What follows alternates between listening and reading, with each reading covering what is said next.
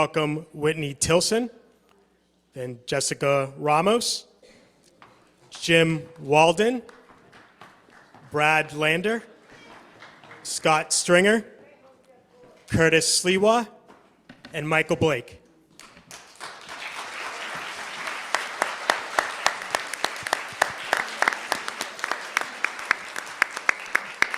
All right. Thank you, everybody, for attending tonight. We promise that this will be an entertaining and great event. And first, we want to thank the New York City Organization of Public Service Retirees.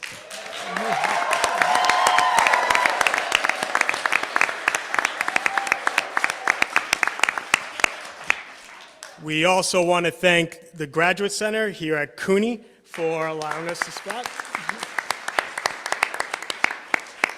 All right, and the moderators for tonight will be myself, Denny Salas, Executive Vice President, Gotham Government Relations, and the true star of any room that she's in, the President of the NYC Retirees, Marianne Pizzatola.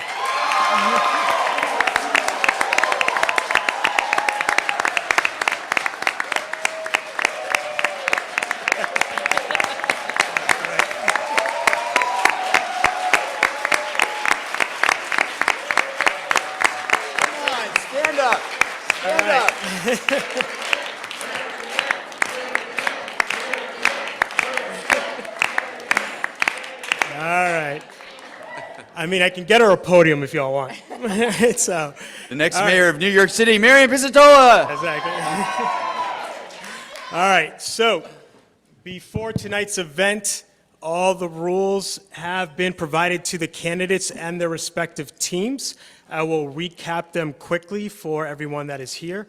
We will not be having any opening remarks. We'll be diving right into questions. Questions will be split up into 4 different topic segments.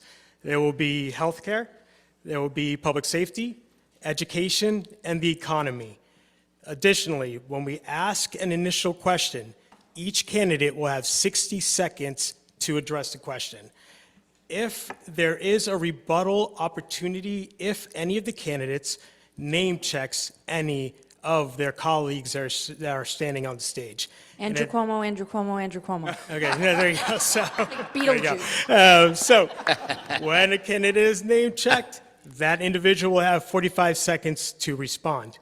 Additionally, within each topic segment, a candidate is allowed to directly question anyone else that's on the stage.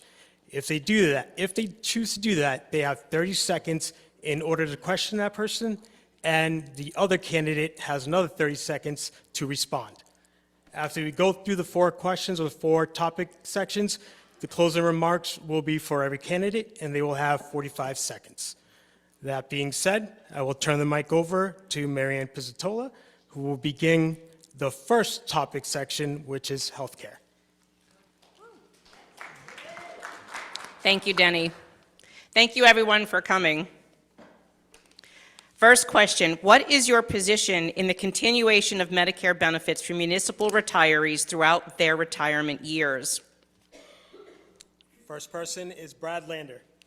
All right, good evening. Thank you, Marianne, and all the retirees. I'm New York City Controller Brad Lander. The most important duty of the controller is to protect the retirement security of our municipal workers, of our teachers and cops and firefighters and school crossing guards. So there was no way I was going to allow Bill de Blasio or Eric Adams to put you on Medicare Advantage. I was proud to reject that contract when it got to my office. As mayor, I will stand up and guarantee the continuation of traditional Medicare benefits like you were promised. And that's partly for you, and that's because you've done all the work to serve New York City, and partly for my dear friend Adi Barkan, who died of ALS a year and a half ago, who the last fight of his life was against Medicare Advantage. We need more health care, not less. We are not going to let it be privatized on your backs or anyone else's. Thank you, Brad. Now, I forgot to mention one thing. When there's 10 seconds left on the clock, it's just like a boxing match. You will hear from me. All right? So, the same question goes to Scott Stringer. Well, first of all, let me thank each and every person in this room for your service. Without you, this city would not be where it is today. And the reason you have pension benefits and health care is because you back-ended compensation. You sacrificed during the fiscal crisis in the 70s, and you sacrificed every year since. So I will tell you as mayor, just like I said as controller, I will never, ever allow your benefits to be reduced, health care, pension, or otherwise. Tier 6 is a mistake. We got to go back to Tier 4. And as mayor, I'm going to lead that fight. Thank you. Thank you, Scott. Same question to Jim Walden.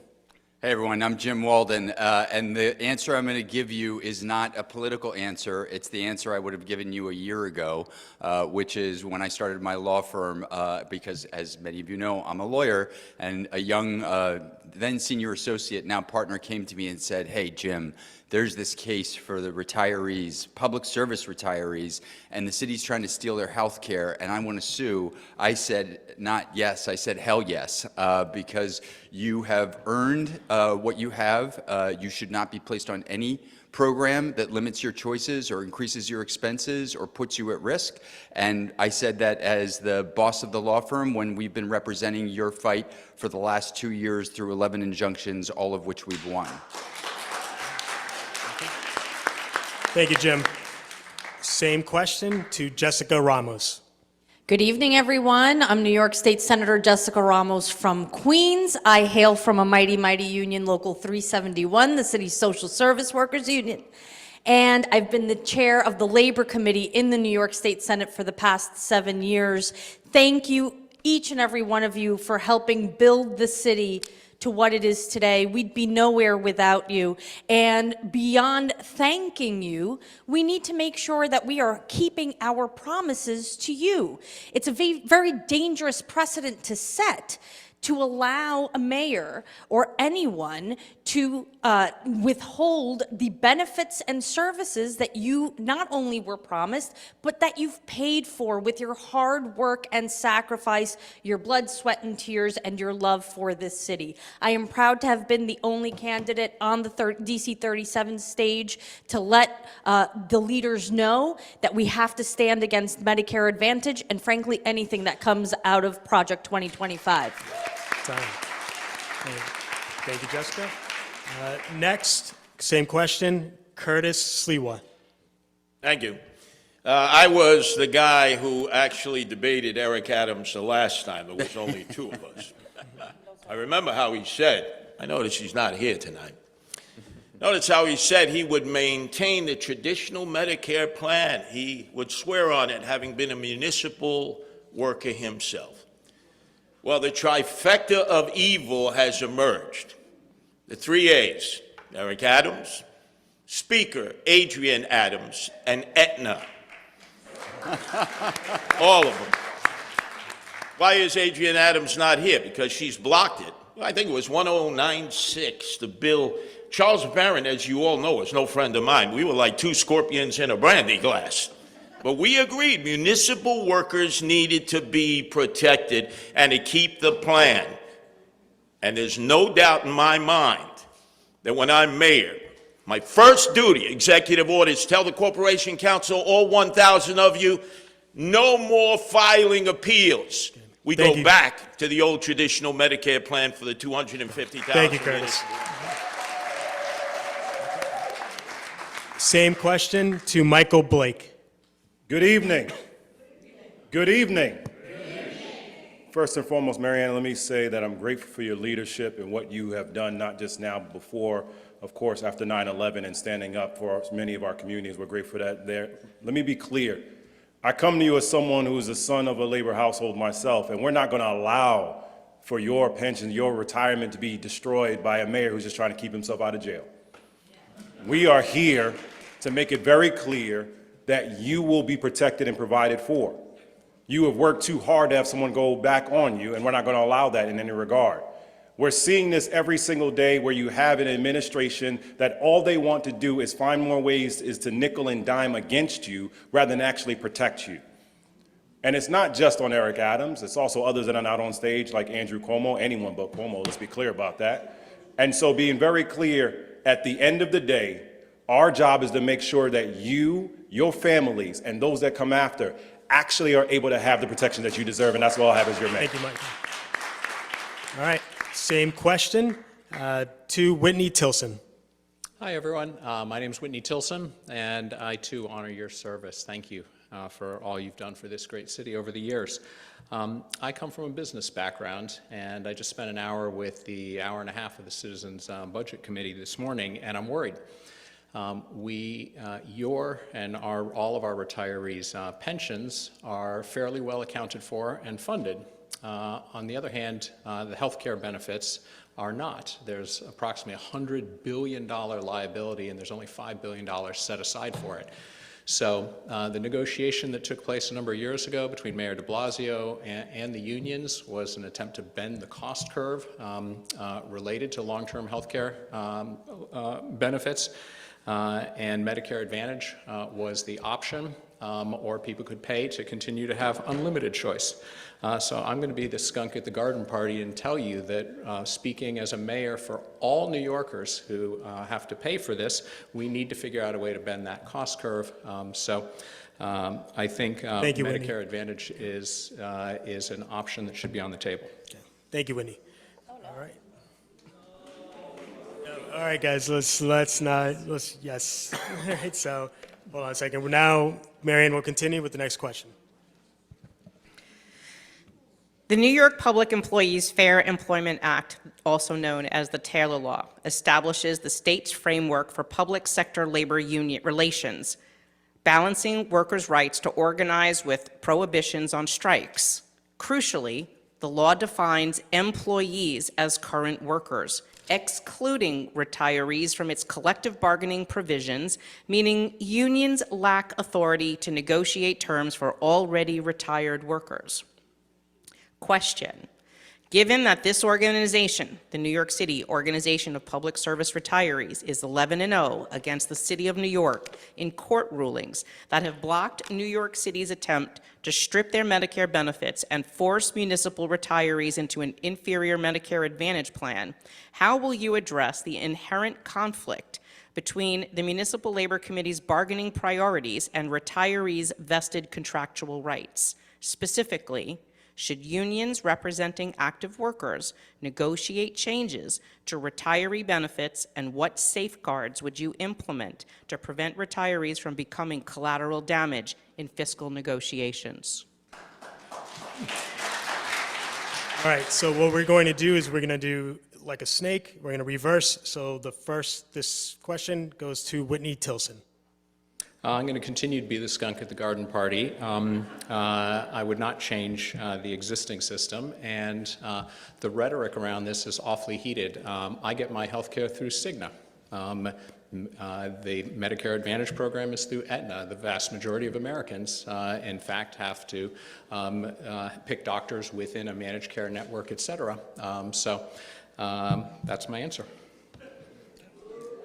All right, nope. Okay.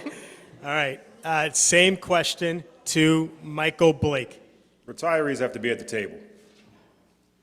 You can't have a scenario right now where you are not at the table when it comes to what you have worked hard on. Now, let's be clear. We talk about for the Taylor Law, you have a dynamic where the governor is the one that's making appointments. However, too often, you are not present. And so to actually answer your question, no, you should not have a scenario where people are dictating what's happening against you. It is wrong. It doesn't make sense.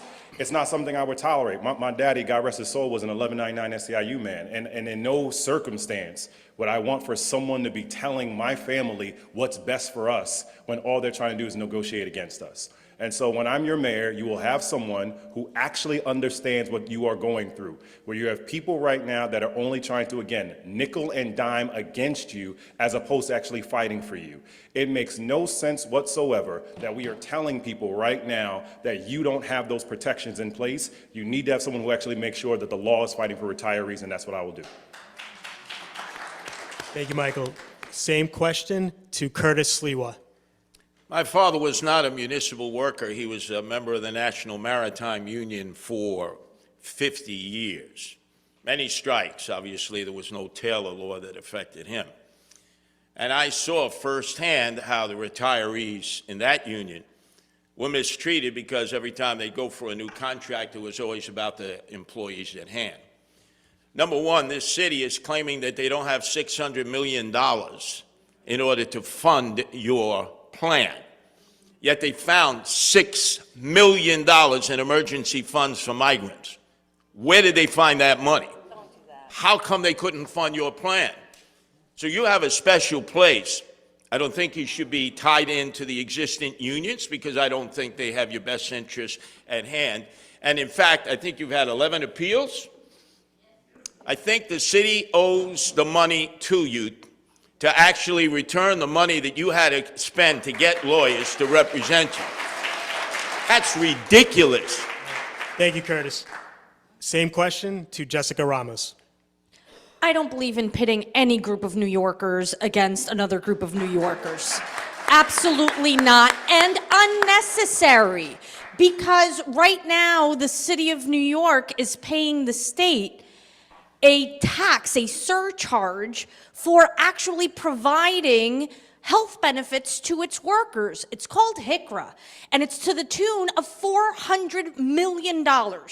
And I actually want to share that at the end of this month, I will be introducing legislation in the Senate with a colleague in the Assembly to make sure that New York City does not have to pay HICRA to the state, and that, in fact, we should replace it with a corporate tax to employers who are not providing their workers with health insurance.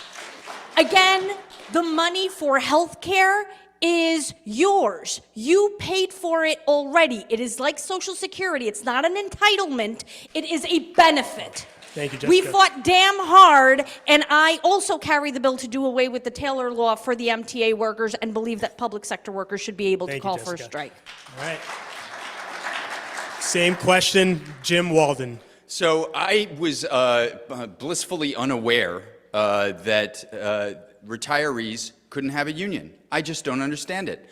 Marianne had to explain it to me. I think that that's wrong. As the mayor of the city of New York, I can't change that, but I'm certainly going to look into legal ways that we can recognize a union here in New York City, because you should not have the fox guarding the hen house. And if we've learned anything from this whole struggle, it is that you can't always trust the union that you worked for all of your working life to guard you when there is a conflict they perceive between your interests and the interests of their active members. And that's why the policy underlying the Taylor Law is just wrong. So the second part of that question is, how am I going to make sure it doesn't happen? Because you're going to have a seat at the table. You're going to have a seat at my table because you're already at my table. Thank you, Jim. Scott Stringer. Well, I've had the privilege to have a real seat at your table, and Marianne knows that I am the only candidate running for mayor with a unique qualification. I am a retiree. Thank you for your service. And thank you very much. Your pension's in good shape. Yes, thank you very much, by the way. I'm the only one who can look it up, so I know. I follow you every day. But in all seriousness, I could tell you, as a retiree, I've got 2 young kids, 13 and 11. They have medical needs. A lot of their needs and my family's needs would not be covered Medicare Advantage, and that's scary.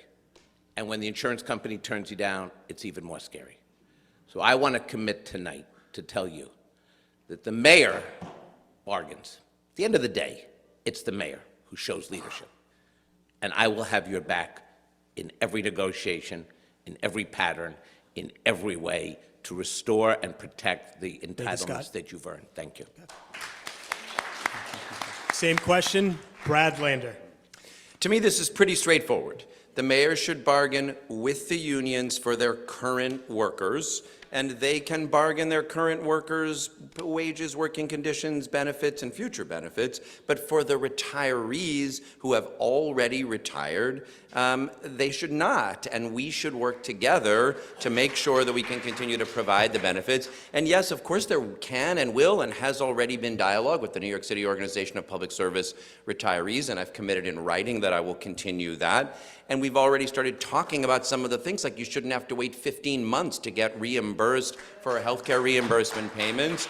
And if a family member dies, there ought to be a little grace period where the family has some time to transfer. Those are sensible things to negotiate. You've already started. I will continue doing that as mayor, and that's my time. You got a few seconds left.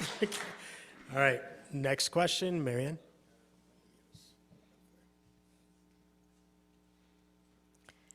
The New York City Health Department recently released a 263-page report through its new Office of Healthcare Accountability, revealing shocking price inconsistencies across New York City hospitals.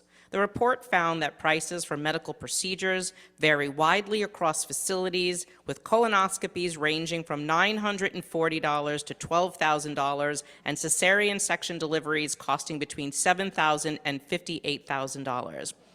The city spent a staggering $3.3 billion on employee health care, hospital care, during the fiscal year ending June 30th, with half of that amount going to just 3 hospital systems: Northwell Health at $759 million, New York Presbyterian at $485 million, and NYU Langone Health at $443 million.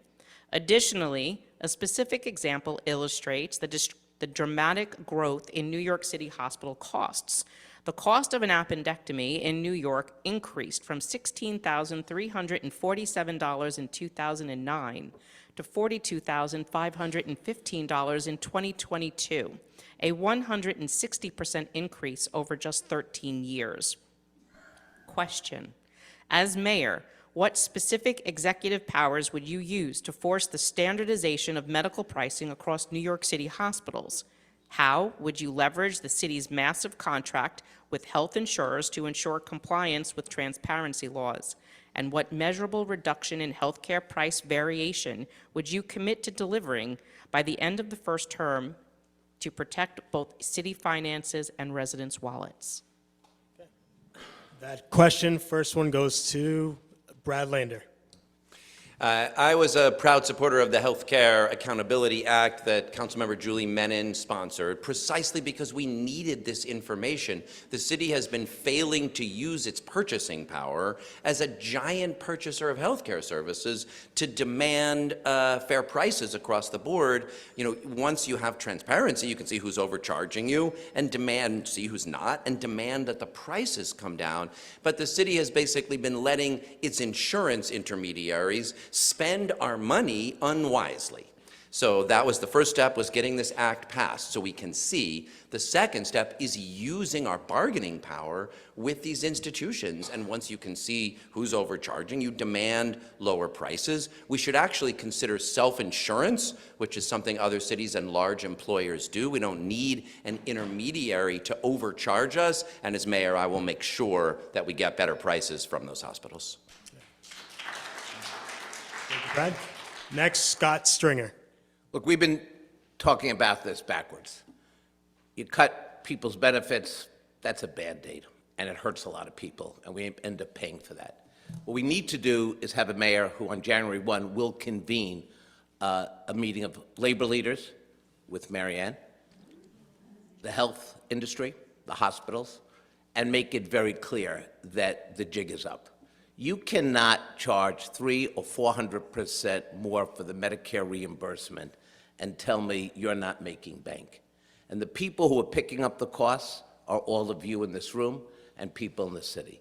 The one thing a mayor can do with a bully pulpit is bring everybody to the table, make it a priority. I hope that I can use my experience negotiating as a borough president, as a controller in the legislature, to actually make this change. We've got to bring the costs down no matter what. That is what we have to fight for. Bring the costs down. Medicine, hospitalization, and we do that by collectively coming together. Okay. Same question, Jim Walden. Yeah, thank you, Denny. So to me, I appreciate the legislation, appreciate the task forces, but this does not need a scalpel, this needs a hammer, right? And hammer number one is that we get the data not because the law tells us to, but because City Hall's demanding it, and using AI to process it so that we can see exactly where the red flags are, code by code by code, and we can figure out where there are places where we're being overcharged. That's number one. Number two, we make that data public so that other people, third parties, can quality check it and also do a regional assessment between New York and other places to see where we're being price gouged. And three is to bring the hammer down on the overchargers in two ways. Number one, I've already committed to do, which is the most ambitious whistleblower program that's going to hold them accountable. And number two is to hammer them in contracts to get standardization so that people have predictable health care and the city does not get gouged, because that's what's happening. Thank you, Jim. Same question, Jessica Ramos. I think there's a lot that we can do to rein in insurance. And by the way, it's insurance as an industry across the board in different sectors.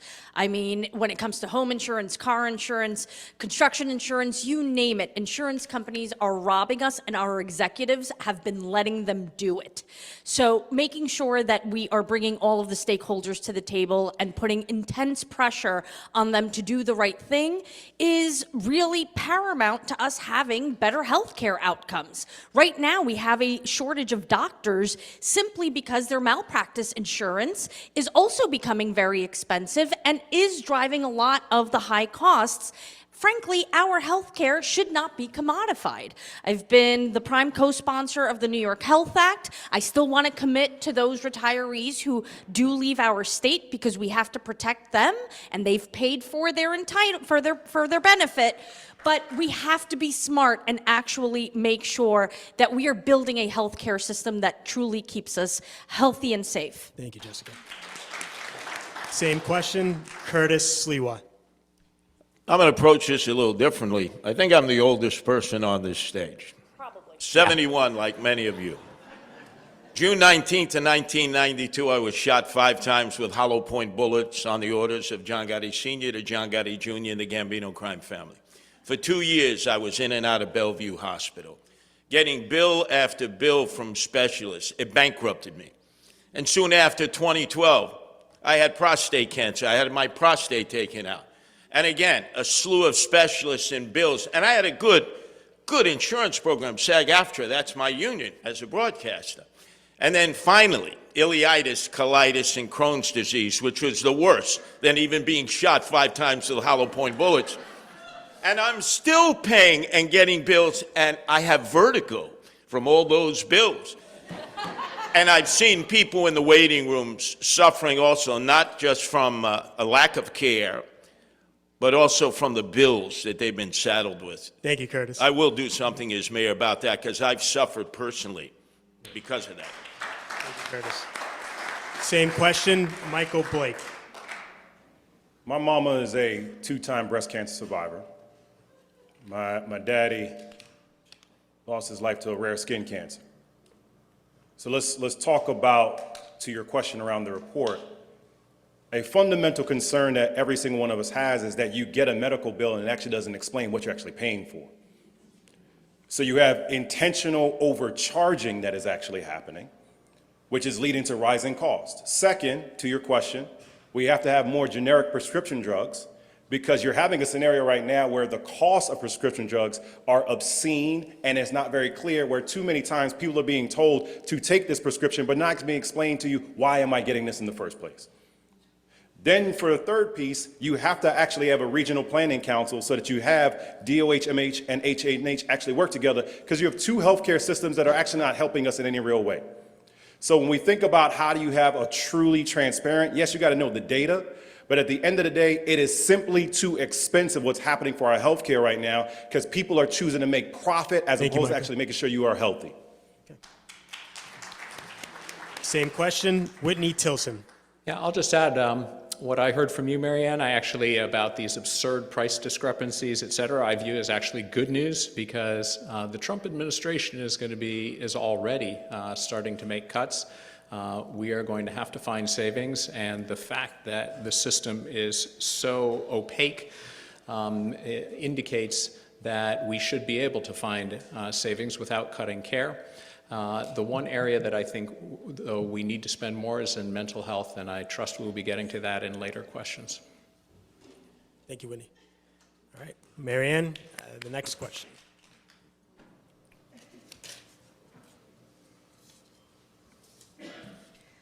In 2019, then Mayor de Blasio launched the New York Cares Initiative to assist insurance-eligible residents, undocumented. I'm sorry.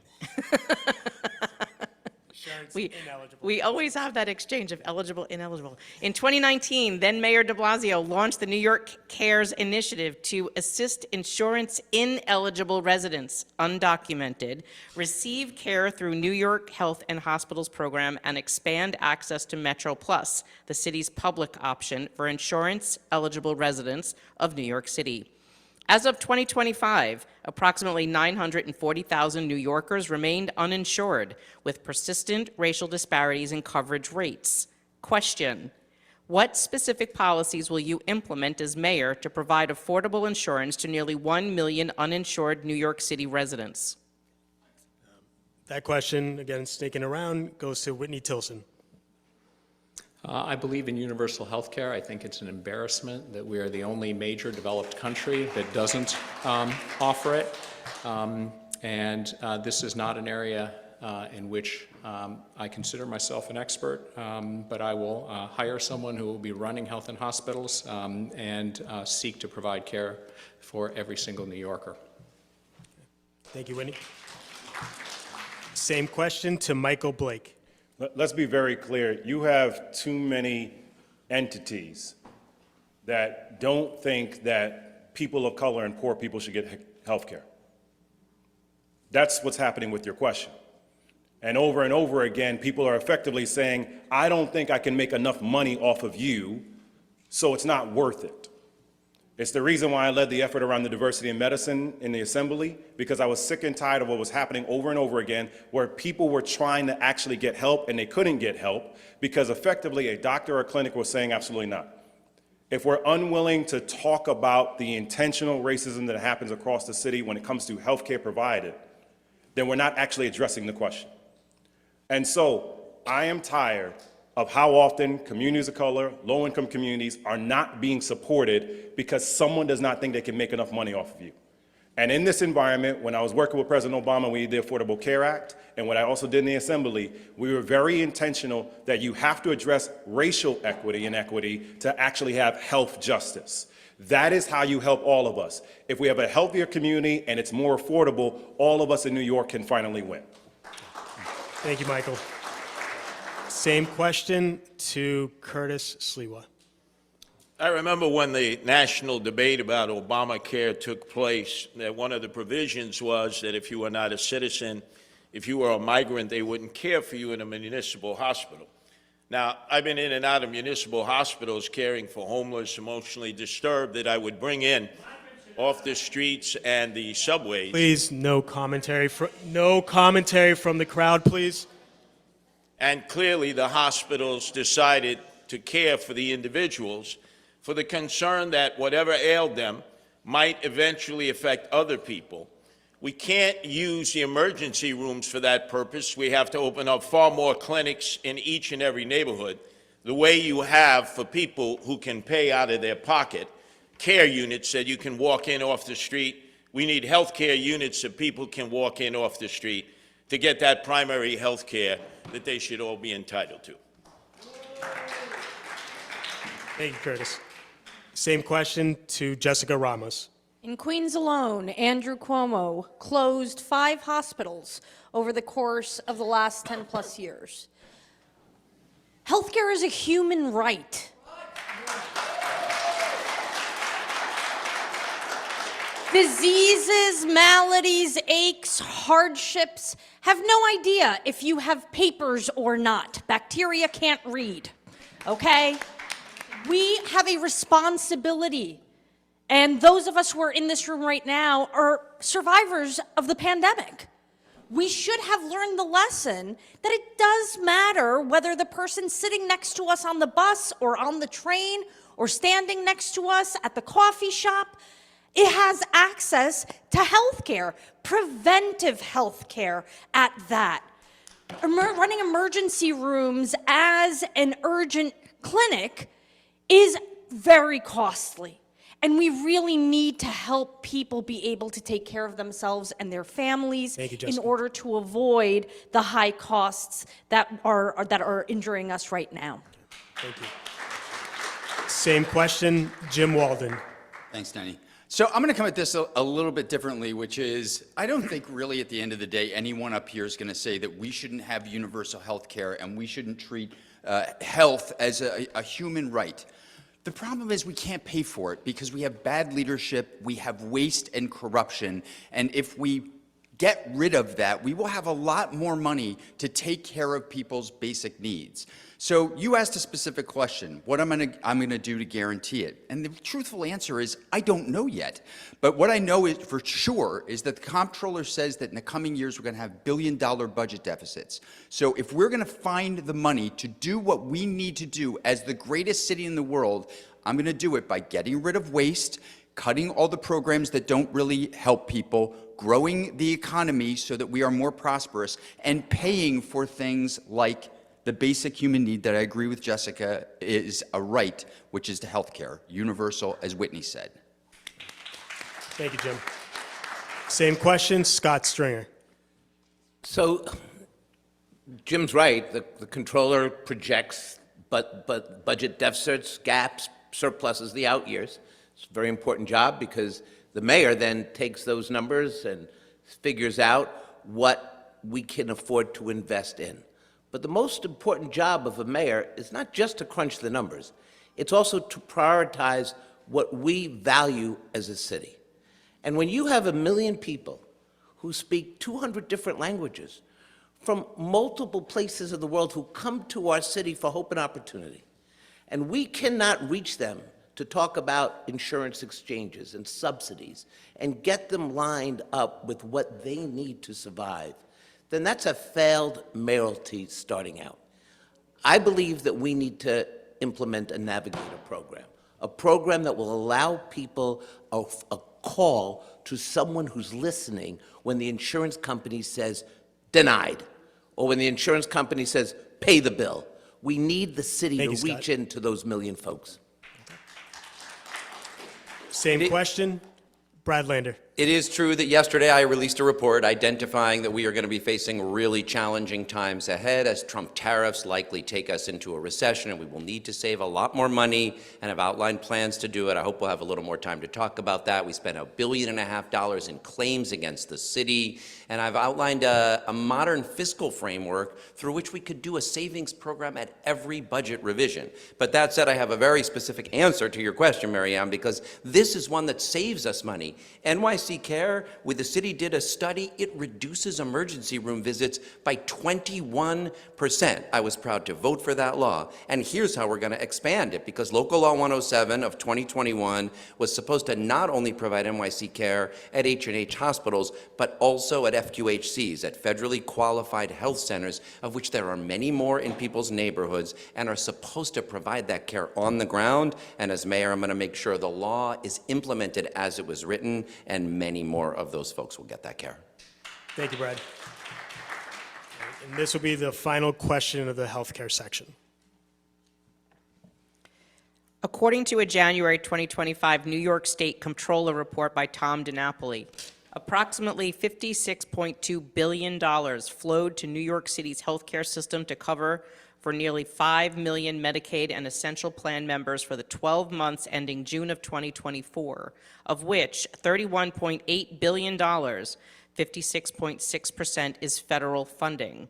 $17.7 billion, 31.5%, is state funding, and $6.7 billion, 11.9%, is city funding. Currently, the Trump White House and congressional Republicans are pursuing a potential $2.3 trillion cut to Medicaid over the next decade to reduce spending. Question: How are you planning to maintain Medicaid coverage for the nearly 4 million New York City residents, which is nearly half of New York City's population in the program, if they successfully cut Medicaid spending? That question starts with Brad Lander. I mean, this is a tragedy, and let's be clear, the election of Donald Trump has caused a cataclysmic catastrophe in our country right now in so many ways we don't have time to go into, from like scooping immigrants off the street and deporting them to torture prisons in El Salvador, to gutting Medicaid, which so many people rely on. So we are going to have to team up with other people around the country, lead the fight to get far enough that we can take back the House next year and not let this happen. Because there's no way we can substitute that amount of money locally. That said, I have laid out some plans for what we could do to protect H&H and our healthcare financing, and I'll give you a quick example. So H&H, $4 billion budget, about $1 billion of it is that federal money. Only about $100 million is for abortion, contraception, gender-affirming care. We ought to put that in a separate authority paid for by city and state funds so we can protect the federal funds that flow into H&H and do our best to defend our budget, but it is going to have to be political. We're going to have to take our country back if we want to protect Medicaid. Same question, Scott Stringer. Look, we saw this same fight play out in Trump 1, and we met him and had that battle, and it was very difficult. We had that battle on a state level. You know, Andrew Cuomo cut $2.5 billion in Medicaid, and we had to scramble to fight back and make up the difference. I believe short-term, there is the 18-month window where we do have to take back the House of Representatives, no ifs, ands, or buts. That will start to disengage the Trump agenda. What I propose in this year's budget is the state should put aside $500 million, and the city should match it, $500 million. We need a very, very rainy day fund to make sure that we protect programs that impact immigrants, health care. We have to be strategic in how we replenish those cuts. I mean, they're just taking money in the middle of the night, and we have to make sure that our programs don't collapse before the congressional elections, and I will try to do that. Thank you, Scott.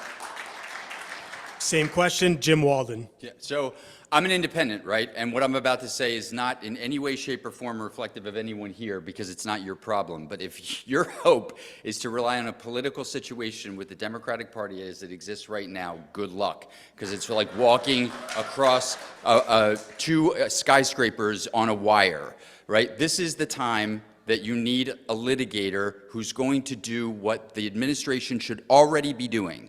Right? We are on our heels. We need to be front-footed. We should be looking at this issue and all the other 2025 issues and preparing litigation plans now to get injunctions before the cuts come, not to wait for after. Because we know the plan. We have enough to prove that the plan is in place. He's hurt us and hurt our communities and our public service retirees, his own base. We can't wait. We need to act now. We need to start going into court and getting injunctions so that he can't do this in the first instance. And I'm the mayor that's going to oversee a task force within Corp Council to fight this plan front-footed. Thank you, Jim. Sorry, Denny. Same question to Jessica Ramos. It is most definitely my problem, and I think it's everybody's problem. I'm raising two young men in this city. They're 11 and 13.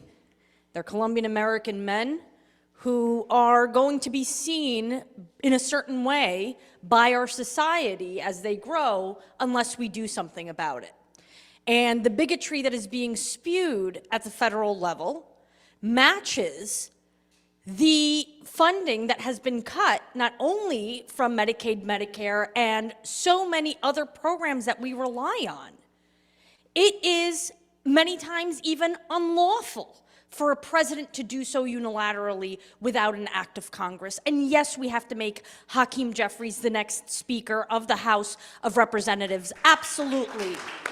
But we also have to be ready to withhold our federal taxes if he's going to continue to play games with our people and with our well-being, because it's our money. We're a donor city, we're a donor state. Thank you, Jessica. And they need us more than we need them. And we can't sacrifice the services that our people depend on. All right. Same question, Curtis Sliwa. Wow, now I know why Eric Adams is not here tonight. He would not be able at all to criticize President Donald Trump. At all. Look, it's clear I'm the Republican candidate for mayor. I'm also Protect Our Animals candidate on an independent line. But I would definitely confer with the president because you can withhold your federal taxes, Jessica, and you're going to go to jail. There's a lot of people who've done that and have gone to jail. I don't want to see anybody go to jail for that. But I do want to confront what everybody knows is a certain amount of Medicaid fraud and Medicare fraud. We have Medicaid mills in this city that are able to make millions and millions of hard-earned dollars by writing script, filling out prescriptions, and prescribing remedies for people who are bilking the system. I would say to the president, let's go after that corruption, but I'm not going to be in favor of the kind of cuts, universal cuts, that you're suggesting for the people of New York City. Then obviously, Thank you, if I Curtis. have to go to war and battle for the people of New York City, I'll do it. Eric Adams Thank you, Curtis. would never say anything. Additionally, you did name check Jessica Ramos. Jessica, you have 45 seconds to respond. And Curtis, I know that you're a performer and not a civil servant. Because if you were, you would know that I would not go to jail for withholding our city's taxes. And in fact, I have introduced legislation in the state legislature for us to do that statewide, because there should be no games played with our money that we worked for. We make this country great. New York actually subsidizes so many of the red states in this great country. And it is unfair for them to take away the funding for our most vulnerable populations. It is our obligation to take care of them. And as your mayor, you have my commitment that I will leverage every tool and power we have to make sure that you are serviced how you deserve. Thank you, Jessica. Does anybody need me to repeat the question? No? Okay, so next person is Michael Blake. As the only person on the stage who's actually defeated Donald Trump when I was the vice chair of the DNC, and the only person who has White House, State House, and local experience, let's answer your question right now. Let's go back to Medicaid. I'm agreeing with Senator Ramos. You have to check a bully. If he cuts our funding, hold sending our taxes to DC. We are watching every single day that he stands down when you check him. He talks about tariffs, the next day he walks it back. He says he's going to do one thing, he walks it back. He is a con artist, he is a fraud, he's actually not going to fight you in any real ways if you check him. Now, the way you take these next steps is you have to show people, how do we pay for what's happening around with Medicaid and other elements? You have $2 billion of unclaimed fees and fines that are happening in New York City right now, largely from parking. You can also generate $400 million from a vacant apartment tax, because if someone is not living in New York as a primary residence, we should be taxing them because we actually pay for our bills. Take it a step further. Right down the street, Madison Square Garden is not paying property tax. You can generate more revenue by doing that, so you can fill in the gap for that time. You're hearing a lot of people talk about waiting till we win the House. Yes, we need to win the House, but you need a mayor who's going to lead you until that happens. Thank you, Michael. Same question, Whitney Tilson. Yeah, your question underscores why I've been fighting Trump and Trumpism with every fiber of my being for almost 10 years since he came down that escalator. We need to beat him at the ballot box. The good news is his approval rating is down more than 10 points. We need to keep showing up and putting pressure and, yes, winning back the House. There's a rally at noon at Bryant Park on Saturday I just heard about that I'm going to be there, and we all need to show up. But secondly, let's be realistic. We are probably going to have to deal with a Trump-induced recession and Trump-induced cuts in the short term before we can win back the House. And that means we need to take this enormous city budget, and I agree with Scott and Brad, and set aside, tighten our belts, find minimum 3%, if not 5% savings across the board, and so that we are prepared for whatever Trump throws at us. Okay. Thank you, Whitney. Now, before we move to the next section, which will be education, each one of you has an opportunity to direct a question to one of your stage mates, and you have a 30-second opportunity, and then they have a 30-second response. Does anybody want to take me up on that offer? I will. Go ahead, Jim. So this is the second time that I've heard this, and I looked it up, and I'm honestly trying to figure it out. how does New York City withhold its taxes? Like, what is the mechanism? I just want to know, because it's an interesting idea, so I'm not, this is not a criticism, but New York City pays a certain amount of taxes, but New Yorkers, New York businesses, they pay the lion's share.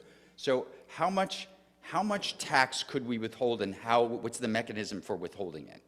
So I invite you to read my bill called the Recourse Act that I've introduced with Assemblyman Michael Lasher, so that you can familiarize yourself with how we want to compel the state comptroller to tabulate all of the federal funding that we do receive at this moment, down to the last dime, so that if and when the Trump administration removes unlawful funding from our coffers, that we respond by withholding our taxes through different grants and other ways Jessica. in which the actual state pays into the federal government. Thank you, Jessica. All right, Michael? Yeah, Michael Blake looks like he wants to direct the question. To who? I actually would like, because Senator Ramos and I both talk about this. Okay, so may I? Yes, please. The way that you do this, you see what's going in terms of when you pay your tax to an employer. If an employer is going to engage in collaborating with unconstitutional behavior with the federal government, then we should not be giving that employer New York City contracts and licensing itself. That level of pressure will make an employer to have to make a decision. Do they continue to collaborate with the federal government, or do they stand down and actually collaborate with us? Thank you, Michael. That kind of pressure to the question is how you start a scenario where companies have to make a conscious decision. Do you work with Trump, or do you work with New York City? All right, thank you. So, Brad Lander, Scott Stringer, Curtis Sliwa, and Whitney Tilson, you have an opportunity to direct a question to somebody else if you'd like. In the name of ranked choice voting, I like them all. You can't vote for us all. There's only 5 slots. Enough Democrats. All right, so we will be moving. I'll ask, no, I sorry. mean, this is also a question for Jessica, but a friendly one. I mean, Brad, go because, you mentioned, and I also support the New York Health Act to get to, single-payer universal health care. You're also a big supporter of unions and labor. Many of the unions are opponents of the New York Health Act. Yes. And would just like to understand better, both why you think that is and how we move forward anyway to win the New York Health Act. That is an excellent question, and a big reason why I am the co-prime sponsor of the New York Health Act.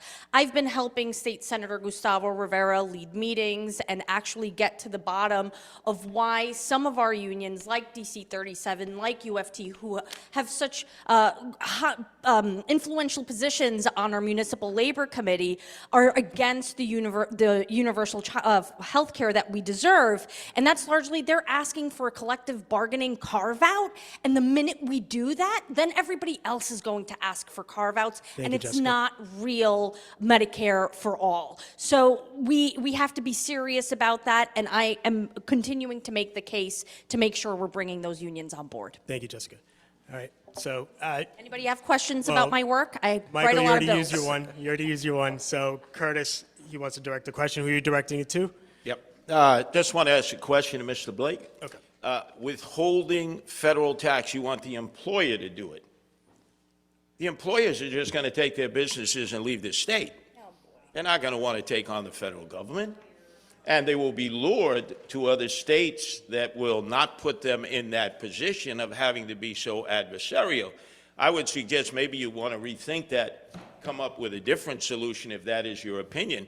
But I think you're just pushing companies right out the door, right out of New York State, if you're asking them to go to war against the federal Thank you, Curtis. government. Okay, I just so- don't think that'll Yes, work. you have 30 My seconds to opinion. respond. Michael. Respectfully.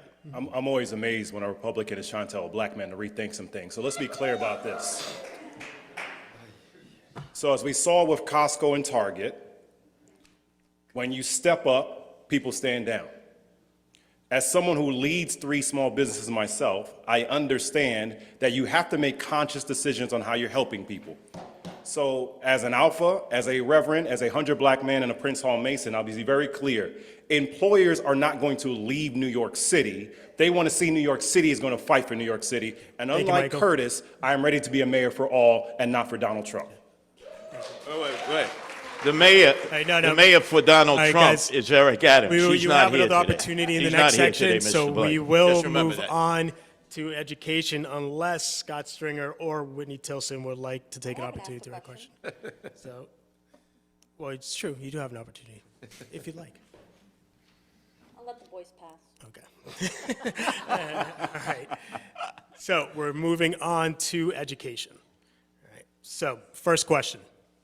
From 2000 to 2009, New York City educational performance witnessed an unprecedented growth. Math proficiency increased by 50% and ELA by 30% due to specific governance reforms and accountability measures known as the Children First Initiative, which included massive success in closing the achievement gap between all identity groups while increasing performance for all. Since then, we've seen math proficiency rates drop by nearly 40% and ELA by close to 30%.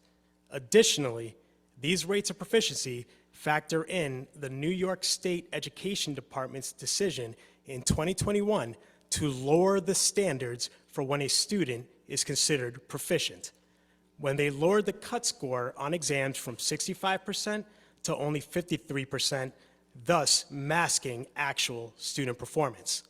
Question: given these troubling metrics, what specific reforms and accountability mechanisms would you reinstate from Children First to reverse these trends to ensure our city's students reach their full potential?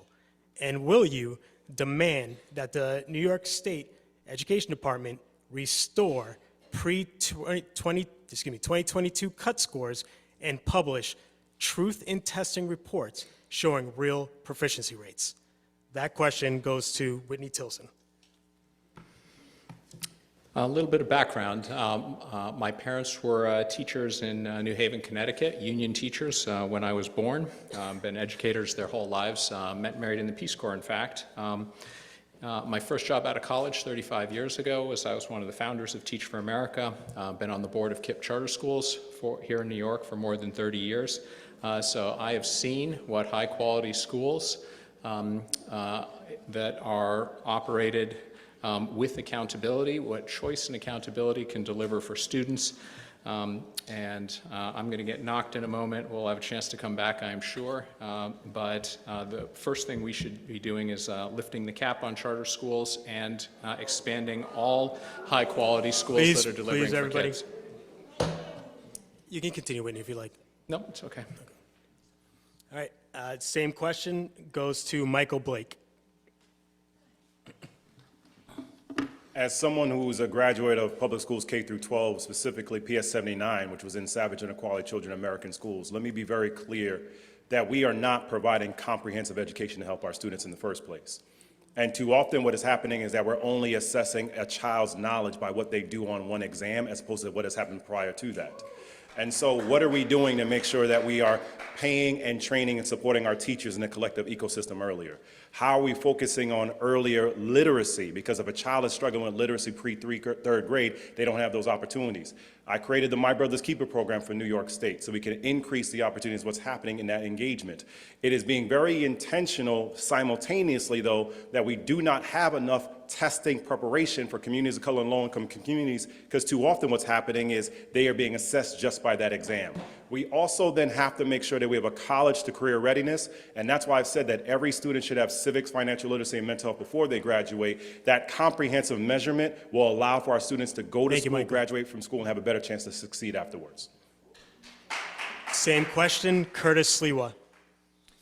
I think the reality of our public school system, having graduated PS 114 and Bill DeC Junior High School in Canarsie, is that right now a third of our students, whether they're in elementary school, junior high school, or high school, do not attend school each day.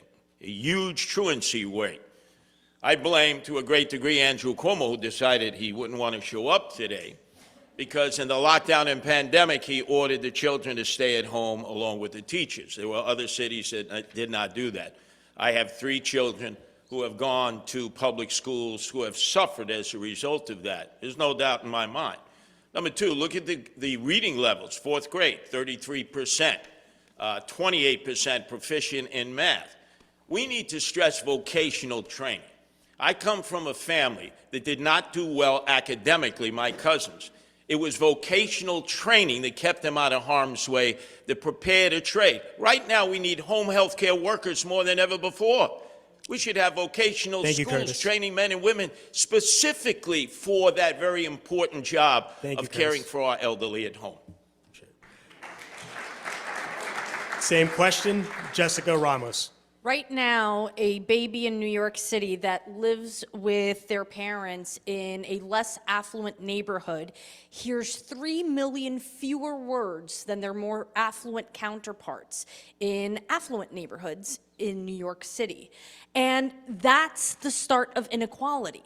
The answer to that conundrum is universal child care. We have to be able to empower early childhood educators, they're not babysitters, they're educators, to be able to identify developmental and learning disabilities early on. The earlier we diagnose them, the earlier we're taking care of them and putting children on a path to academic excellence. This mayor, this current mayor, does not believe in that and has decimated what I was able to help deliver in terms of universal pre-K. We need universal 3K. We need to start working backwards. That lays the foundation for every single child. And if we can get every generation to be better than the last, then New York City is going to only get better. Thank you, Jessica. Same question, Jim Walden. You know how I love to answer a question specifically. Here's how I'm going to specifically deal with this. We have an opportunity. Let's use the opportunity we have. We have enrollment that has dropped in schools, right? We can do two things. We can reduce class sizes K through 3 to micro classes of 8 to 10 kids to help teachers identify problem learners and problem mathematicians faster, and we can start with the pilot program that I've already talked about in disadvantaged communities, so we're sending the money where it needs to go. Number 2, we need masterclass teachers, right? We need specialized teachers in reading and math that get paid more money, they get merit pay, and I'm going to deliver that because our teachers deserve it. And number 3, one of the problems with our system is that 40 cents of every single dollar goes to overhead administrative costs and not to schools and kids. We have to cut the fat in the DOE so that we can get more direct money to kids in schools so we can deliver better results. Thank you, Jim. Same question, Scott Stringer. I certainly agree with Jessica on childcare, 3K, pre-K, and extending after school and keeping schools open to at least 4:30. But I just want to, in the time that I have, just make a very important point. I have 2 kids in the public school system, 13-year-old and 11-year-old, and I have to tell you, their journey during COVID really shaped my thinking, and I just want to share some thoughts. First of all, these teachers are amazing. I mean, amazing. I mean, never doubt what they go through and what they deal with. Second, every child in the journey of education has something. Not my kids, they're perfect. But everybody has something. How you deal with that something as a parent gets harder if you don't have the ability to put a credit card down, if you don't have the ability to pay for it, if you don't have the ability to have a traditional family when a single parent is working night and day. And until we understand that education must be equal in every school district, we will never protect these children, and we have to. Sorry to go over. That's okay. Thank you, Scott. Same question, Brad Lander.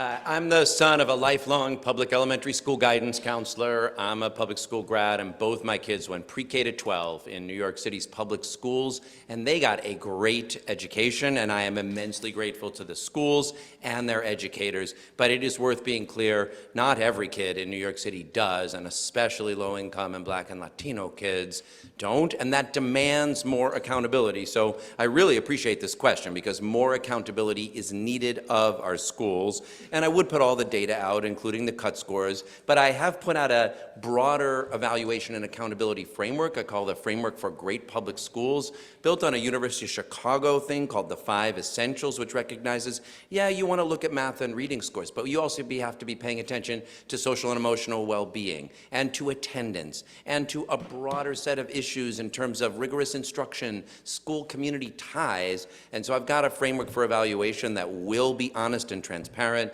but that also recognizes we need to help all our kids in a much broader set of ways than we're doing right now. Second question, and we'll start with Brad.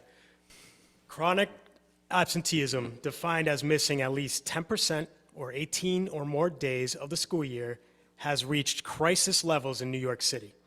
In the last 10 years, chronic absenteeism among New York City students went from 25% to a staggering 34.8% in the 23-24 academic year, affecting over 300,000 students.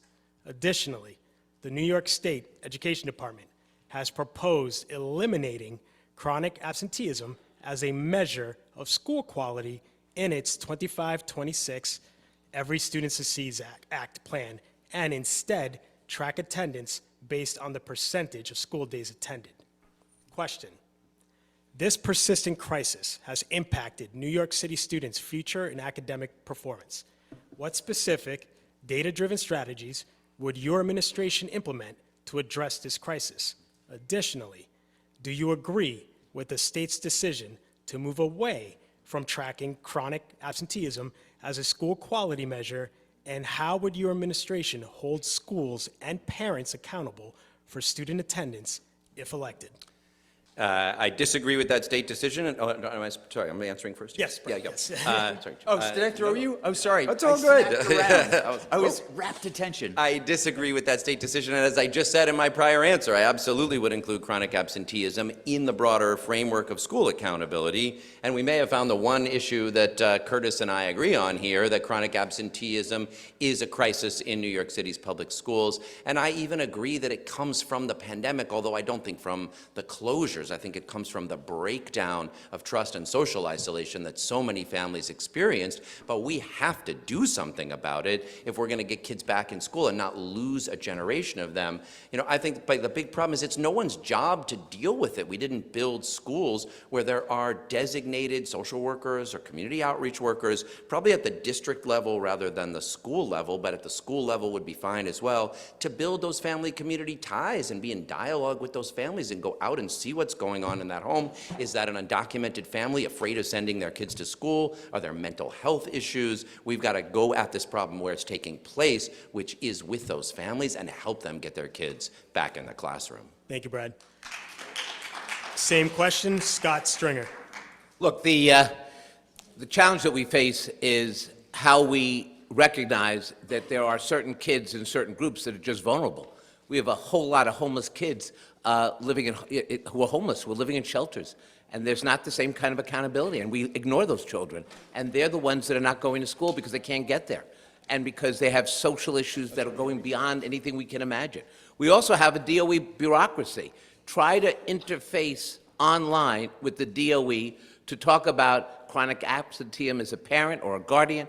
Try to call the DOE and ask them just about anything, and the bureaucracy makes you want to hang up the phone and just homeschool your children. And this is not the future of our education system. As mayor, I will use my experience as an auditor to shake up the DOE. We're spending billions of dollars in bureaucracy when we really should be moving money into mental health counselors, people in the school system that can work with teachers, not against teachers, making sure that principals have the resources they need to identify a child's early lack of attendance, because we've got to get the kids into the classroom, and we don't have strategies to do that. Thank you. Same question, Jim Walden. Okay. That's a long question. I'm going to try to answer it this way. Number one, no, I don't support removing chronic absenteeism from school quality metrics. That's stupid. But number two, I'm going to answer the question this way. I would use carrots and sticks. I'll start with the sticks first and then the carrots really quickly. We have to discipline kids more for absenteeism. We just do. That's the data-driven strategy if you want to look at it yourself. We need more discipline.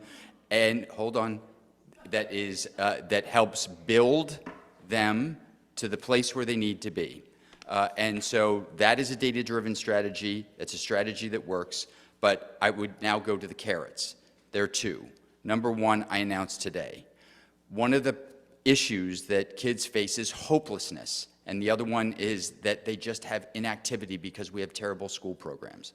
So number one, I announced today that I want to start a KIP program, Kids in Poverty, where we're going to use development dollars to start an innovative fund that's going to set aside money for kids when they're born, so that when by the time, if they have good attendance rates, by the time they're 25 years old, they'll get $100,000, which is a major leg up. And number two, I'm going to expand after-school programs, particularly in sports. Yeah. Thank you, Jim. Same question, Jessica Ramos. Tracking chronic absenteeism isn't just about school accountability, it's about student safety. We need to know that all the students are healthy, are safe at home, at school. And right now, many of our children are not safe at school because Eric Adams is letting ICE have access to our schools. And that has contributed tremendously to chronic absenteeism, particularly in Black, Latino, and Asian communities. But more than that, our schools should all be community schools. We have an obligation to serve students, our children, our youth, beyond the textbook, beyond the classroom, and actually provide them and their parents with the supports that are needed so that they can make it to school every day, coming to the classroom with their thinking cap on. This is also why we need to make sure our breakfast and lunch food is a lot better. Thank you, Jessica. Same question, Curtis Sliwa. You know, when I was going to public school, we had different programs. That's why I would rearrange the $41 billion that we spend for the Department of Education. After school, we had after school center. We would then go home briefly, and you can come back for night center. Schools were open till about 10 o'clock at night, and they had all kinds of activities. We focused too much on sports. I was a jock, so I went there for the basketball. But the incredible number of children and young adults who came for the culture, not just arts and craft, theater and dance. If you were in band or orchestra, they let you take the instruments home.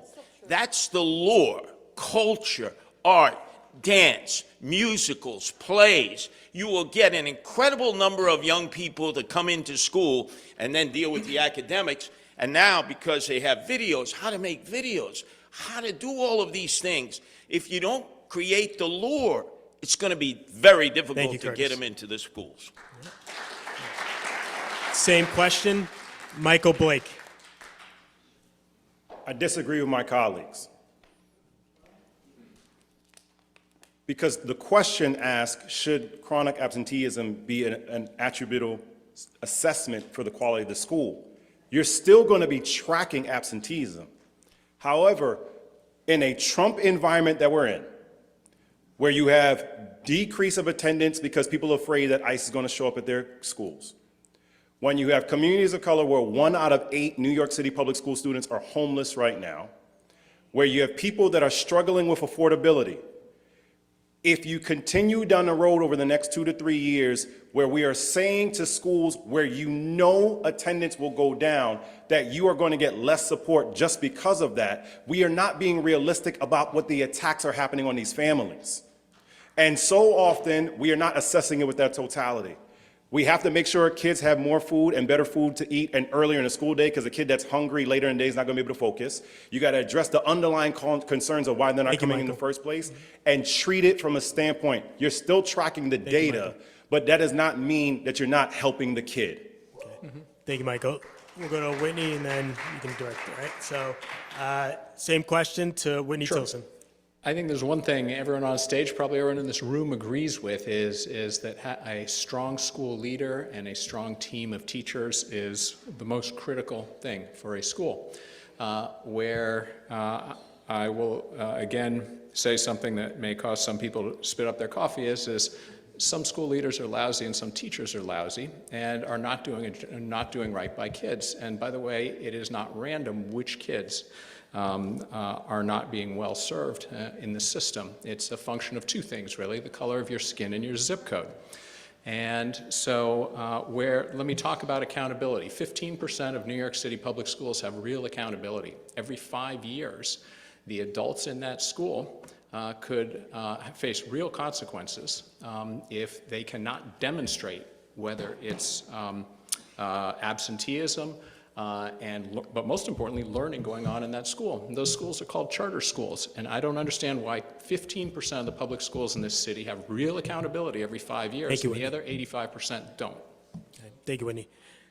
Now, Brad, you wanted to direct a question, or what do you want to do? I just wanted to respond because I just think the purpose of an accountability framework is to help a school get better, not to punish the school. So if you're evaluating that chronic absenteeism is a problem in a school and you're identifying that, then you've got the opportunity to help them solve that problem. And actually, you need to focus your school improvement resources in the places where there are problems, and chronic absenteeism most especially.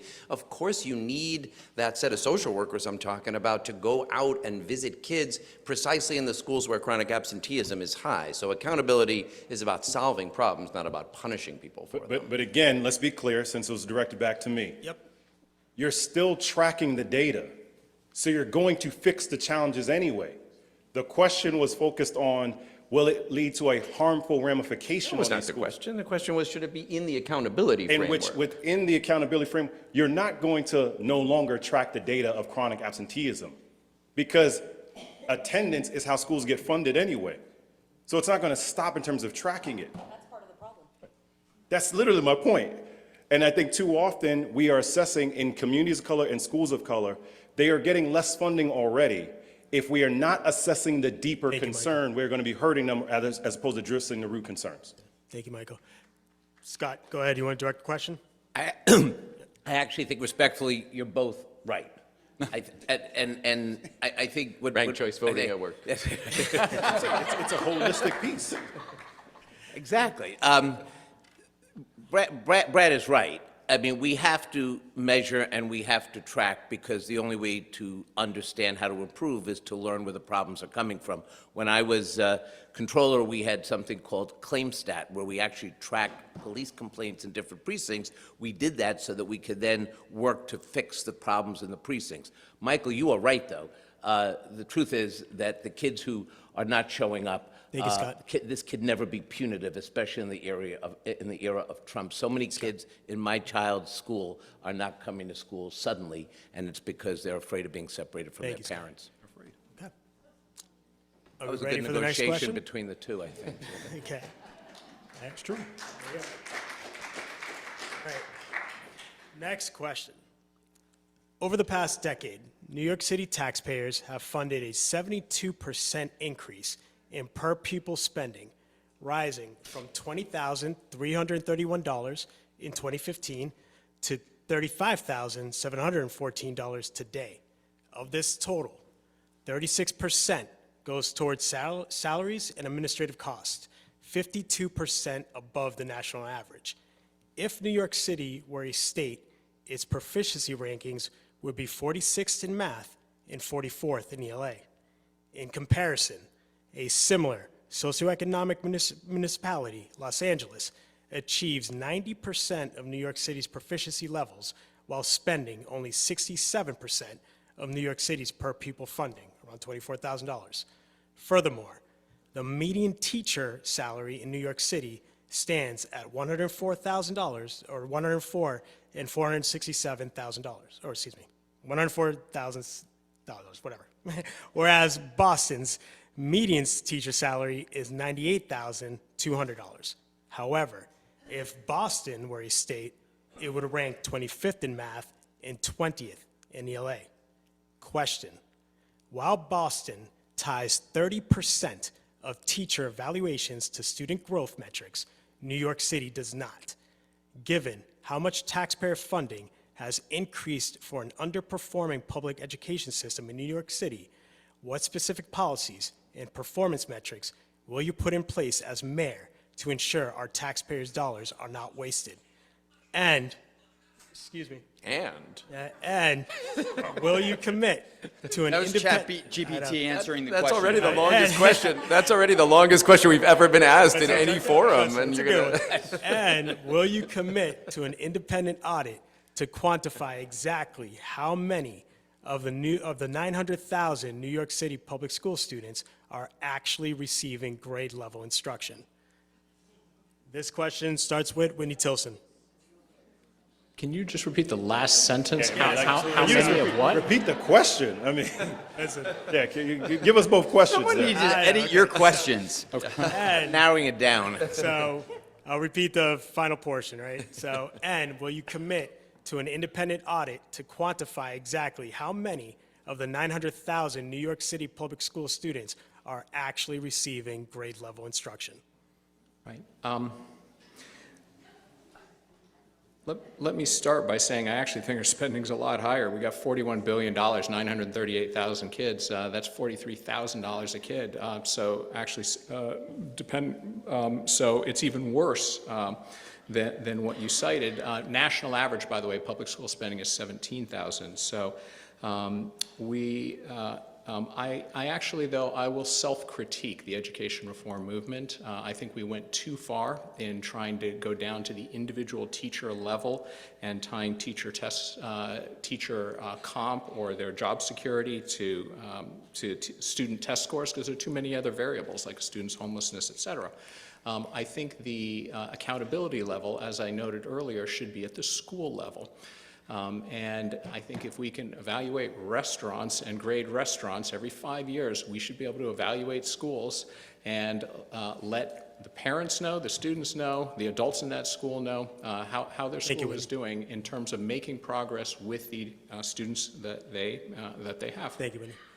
Same question, Michael Blake. I'm genuinely asking you to repeat the first question. Yeah, no problem. Okay. Yeah, I mean, Wow, it was Boston, no, like incredible. Trust yeah. me, there's a lot of numbers, a lot of data. There was a that's lot why of things I get going that. on in there, right there. So, while Boston ties 30% of teacher evaluations to student growth metrics, New York City does not. Given how much taxpayer funding has increased for an underperforming public education system in New York City, what specific policies and performance metrics will you put in place as mayor to ensure our taxpayer dollars are not wasted?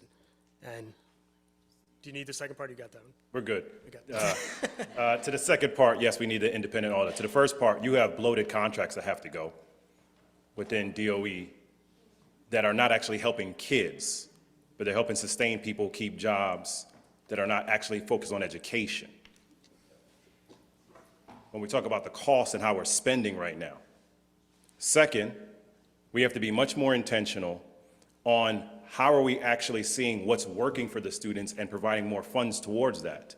For example, we know if we have more support towards family community engagement so that you can have Saturday events and Saturday programs rather than Wednesday nights when parents can't actually get there, you will substantially see increases that will happen for our students to do much better.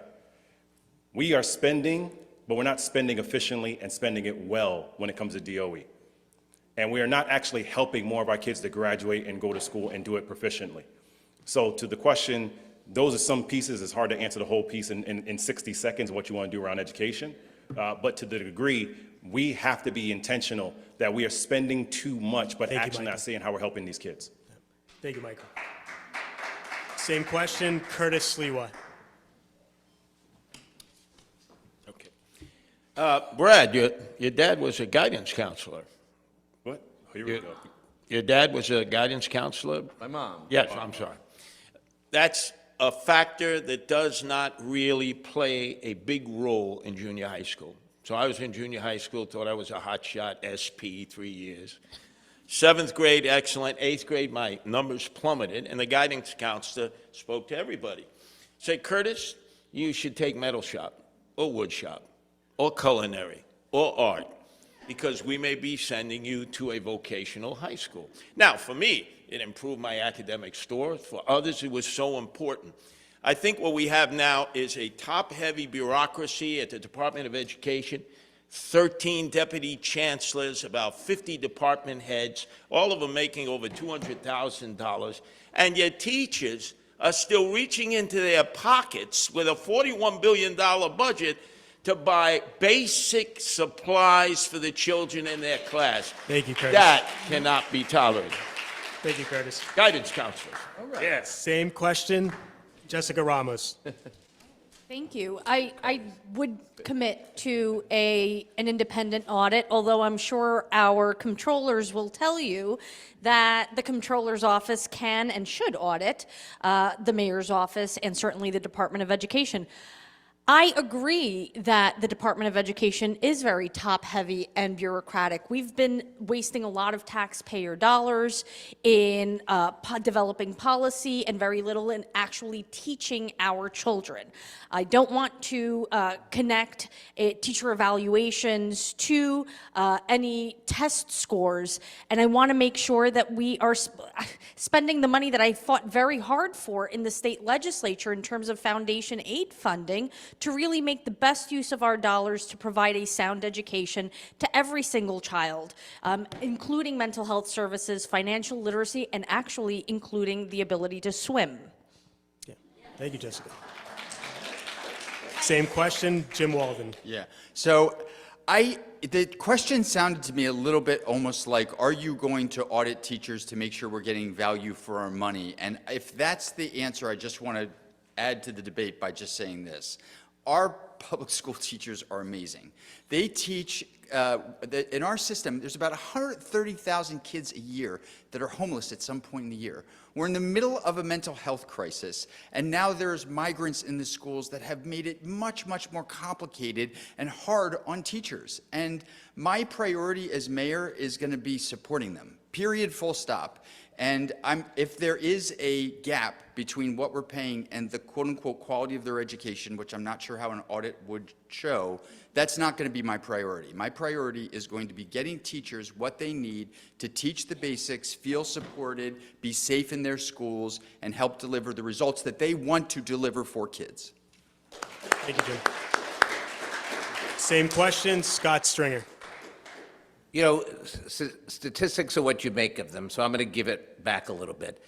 The truth is, for many years, the school system was underfunded. We didn't get the money the court ordered because Andrew Cuomo didn't want to fully fund our schools. So the fact that we're doing a little better does not mean that the kids are doing better with the funding. The truth is, 40% of teachers leave the system after 5 years. We have to conquer that if we're going to be able to get teachers to stay in the system. Tier 6 did not help. And we have to remember that part of what we as parents understand is that we turn over our kids at 8, 10 in the morning, at least I do. We don't see them to the end of the day, 3 o'clock. They are not only teaching our kids, they are raising our kids, co-parenting our kids, and to me, that's priceless. That's priceless. The second thing is, I just want to give a shout out to our teachers and our kids. Thank you, Scott. Our kids are the smartest. They speak multiple languages. Thank you, They Scott. come here with problems you can't imagine, and yet they become engineers and Pulitzer Thank you, Prize Scott. winners and mayors. And that's what we should be focusing on. We have to be proactive for our kids in our education system. Thank you, Scott. Same Right. question, Brad Lander. Yeah, I'm going to agree with almost everyone on the stage here. It's the second time I'm agreeing with Curtis tonight that guidance counselors are amazing, but also that the problem is not that we're paying our teachers too much. My goodness, this is a tough city. So I also want to see us supporting those teachers, doing the framework for evaluation at the school level, but then helping the schools succeed with the resources that they need for rigorous instruction, to be community schools with good family ties, focused on social and emotional learning. And I agree with Scott that teacher recruitment and retention is a huge issue, municipal worker recruitment and retention broadly, cops and teachers. So for teachers, one, I like to explore a pilot program that pays CUNY tuition for anyone who then becomes a public school teacher and teaches in our city public schools for at least 5 years so we can recruit a great new set. And I've got a program called Homes for City City workers, which would invest pension funds alongside what you could afford to pay. So if a teacher could afford a $400,000 mortgage, but there's no $400,000 home, pension fund invests $400. Now you can buy an $800,000 home and get the next Thank you, Brad. generation of municipal worker home ownership going in New York City. Thank you. That's my bill. All right. So this will be the final question on the education section. Then we'll start, Brad, you'll start this one.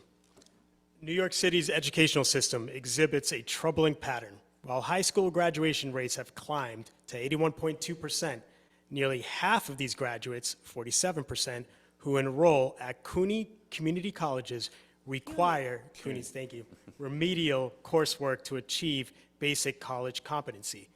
This stark discrepancy reveals a fundamental disconnect between high school completion and genuine academic preparedness, and the gap appears to be worsening rather than improving. In 2018, the New York State Education Department's audit of some New York City high schools found, quote unquote, troubling results where far too many students received course credit they shouldn't have. Since then, the New York City Department of Education has not implemented a single recommendation from that audit despite clear evidence of systematic issues displaying grade inflation. Question, as mayor, how will you implement mandatory independent audits of diploma credentials with consequences for schools artificially inflating grades? And how will you support restoring rigorous student assessment standards even if it temporarily lowers graduation statistics? Question to Brad. Yeah, I mean, I'm going to push back on this question a little bit because, I mean, I agree we're not giving our high school students what they need to go out and succeed in the world and get great careers in all the new fields that they need. And we need a lot more career and technical education, a lot more things like the STEAM Center in Brooklyn that is offering like kids this hands-on education so that they could become, some of them artists and some of them, like engineers, and some of them learn, the new computing skills that are needed. Thankfully, not every, all of life is math and reading tests.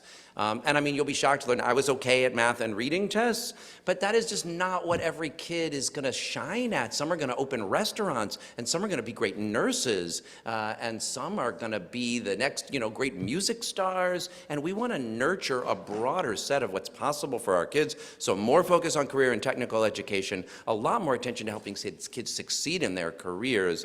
But I don't think it's by like punishing our high schools for not getting higher test Thank you, Brad. scores. Same question, Scott Stringer.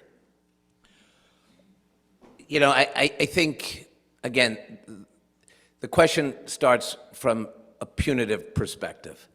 And, audit investigation did a lot of this work for a very long time. What we really have to do is start getting to the root of why our kids are having trouble with the curriculum as is. Some have just, well, I'm for mayoral. No comment from the But I'm crowd, for mayoral please. control.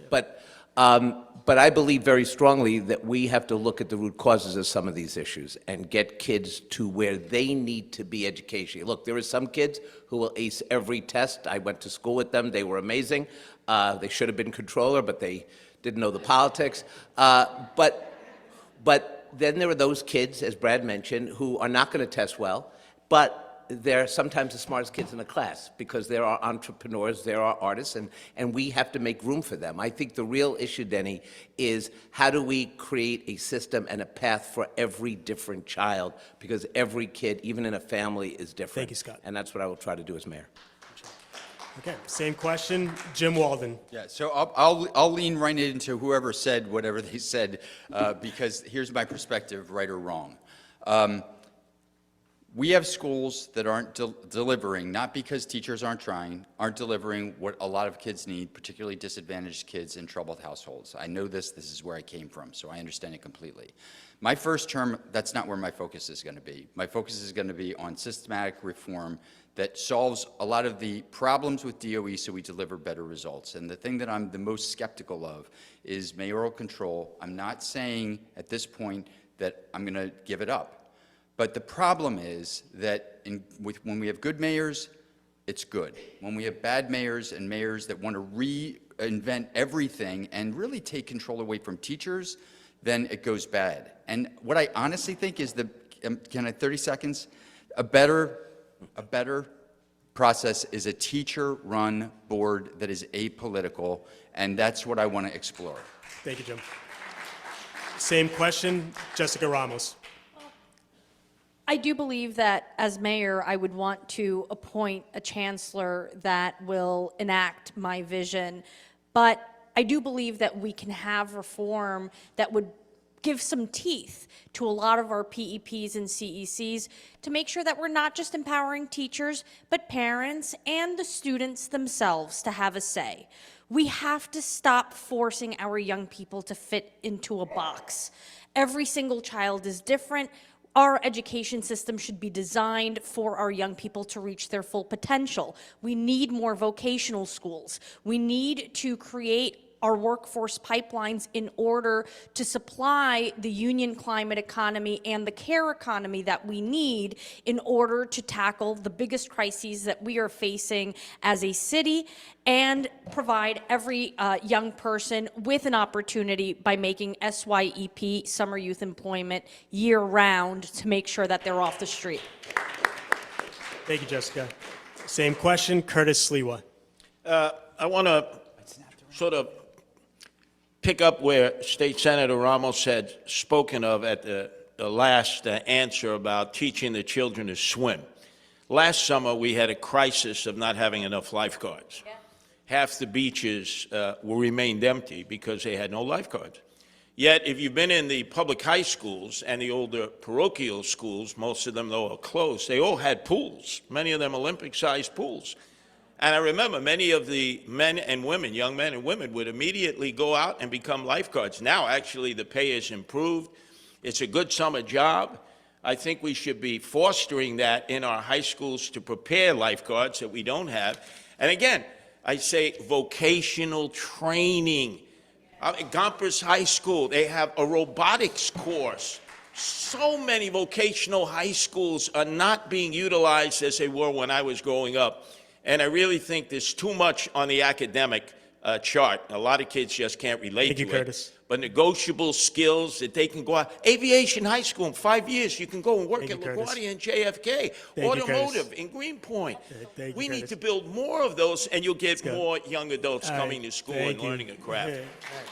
So, same question, Michael Blake. We need to stop the framing of just trying to penalize everything when it comes to education, but what are we doing to actually help these kids, right? You know, I come to you right now as a husband, as a bonus father right now. The girls are at a volleyball tournament that's happening, and that's why I've been checking what's going on right there as a good dad right there.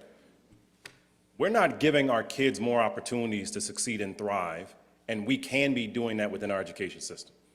If we start earlier with literacy, if we actually give college and career readiness, if we show and say to kids that you're not going to only make it if you go to a four-year institution, because there are some that are not going to go down that path. If we go back to where we used to be, that when you graduate from high school, that you can automatically go to CUNY if you so choose. We should give people the opportunities to have a comprehensive opportunity to change the game in themselves. And so our whole vision on what we think about for education, it's not just about making sure a kid passes a piece of paper and a test. It's, are you training them to be global citizens who are prepared to actually excel in life? Thank you, Michael. That's the type of vision I would have as your mayor. Thank you, Michael. Same question, Whitney Tilson. Yeah, I think the fact that half of the students that we are giving high school diplomas to and telling them are ready to do college-level work and aren't, we're lying to them, actually isn't particularly a high school problem. I think it starts at the very beginning. I will tell you one way I promise you will bust our budget and not solve this problem, not do anything to address it, is the class size mandate that's going to start costing us $1.3 billion starting this coming year. It's going to force the system to hire 4,000 teachers right off the bat in a system that's already struggling to attract talent. But we know it's going to cost a fortune. I think if you want to address high school graduates, who are not ready to do college-level work. I think you have to start back in third grade and end social promotion. We have to stop lying to students and parents and just promoting kids along. And kids need to be able to read by the end of third grade, read at least a basic level, and 47% of our fourth graders on the latest NAEP test are in the lowest below basic category. Yeah. Thank you, Whitney. Now, we will move on to the economy, but before we do that, is there any direct questions that anybody wants to take advantage of towards any of their colleagues on the stage? No? All right.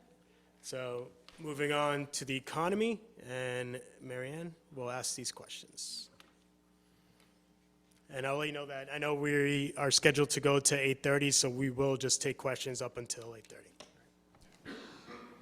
Between 2010 and 2025, New York's economy grew faster than the nation's, adding jobs at an annual rate of 1.9% compared to 1.4% nationally. Despite this, the city's poverty rate rose 22% faster than the United States average. Today, real median wages cover only 66% of living costs for a family of four, forcing 41% of New York City workers to hold multiple jobs. Over half, 54% of these new jobs, emerged in low-wage sectors such as healthcare, hospitality, and retail, while high-wage finance and technology roles expanded by just 0.7% per year. Moreover, Manhattan accounted for 72% of jobs paying more than $75,000, while outer boroughs shouldered 89% of the low-wage positions.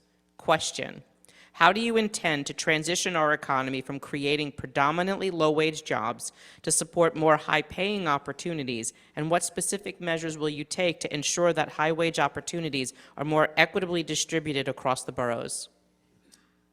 That question goes to Whitney. Let's start with the good news. New York City is an economic powerhouse. We are almost 5% of U.S. GDP here in the 5 boroughs. Yes, a significant chunk of that is our historical role as a financial center, more recently as a tech center, global trading center. I find when I come to these mayoral forums, almost all of the conversations are about spending the tax dollars that derive from this economic powerhouse. So I'm glad we're having a chance to talk about, I think the single most important thing is growing our economy. I think we can expand it by 50% in the next 10 years. That's about 4% compounded. Let's start with, it needs to start at the top all the way down to small businesses. Driving Amazon out of this city was absolutely insane. We need to attract those kind of companies and jobs, Thank you, all the way down to our neighborhood businesses. Thank you, Whitney. Same question, Michael Blake. It's too expensive to be in New York right now. So to the question, if you have a job but your wages are not equivalent to that, then you're still struggling. You have too many New Yorkers that are working in New York but they're living in New Jersey, Connecticut, and Pennsylvania. So there's specific things that we can be doing to your question. First, we need to incentivize that companies that we actually give some sort of tax break to are going to create jobs in the outer boroughs so you can actually address equity. Second, we actually have to take serious steps of having a local median income because area median income is not working for us right now. AMI that's going in Westchester County and attributing to us is actually raising our cost here. Third, we should eliminate having credit scores used for rent and home ownership applications because it's actually making it more challenging for someone to actually keep a home. Expand also our income thresholds when it comes to what's happening for housing because you should not be rich or poor enough to get access to a home. So yes, you have to create more jobs, but you also have to increase the wages, but then you have to decrease the expenses of what people are dealing with, which is childcare and housing. If you do all three at the same time, then you're actually going to help New Yorkers not face poverty. Thank you, Michael. Same question, Curtis Sliwa. Too much of our attention is spent on Manhattan. We don't spend anywhere near as much attention on Staten Island, Brooklyn, Queens, and the Bronx.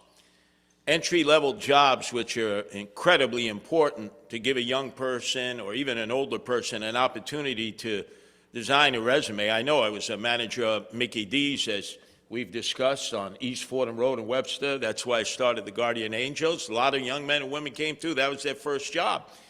We have all these retail jobs that have disappeared because of shoplifting. All these chain stores that would hire somebody right out of high school, even when they were in high school, are closed. All those retail jobs are lost. So if we don't do something to curb the shoplifting that is at an epidemic proportion, then many more mom and pop shops are going to close, the big chains are going to close, and you're going to have less entry-level jobs, which is going to hurt the economy and force people to leave, because they're not going to be able to find work here in New York City unless they're white collar, unless they have a college degree, master's, PhD. Thank you, Curtis. I'm worried about the street. All right. I'm not worried about Wall Street. Thank you, Curtis. Same question, Jessica Ramos. The rent is too damn high and the wages are too damn low. The minimum wage should be a living wage. The whole point of having a minimum wage is that it should cover the bare minimum of what it costs to live in New York City. And I have to say, I tried my hardest, but I only managed in the state Senate to get $1 a year out of Governor Hochul. And thanks to my efforts with a very valiant coalition of workers, we were able to make sure that we're tying the minimum wage to inflation for the first time in the history of New York State. I am very proud of the work I've done as labor chair, and it really is about addressing the affordability crisis that has plagued us even before the pandemic.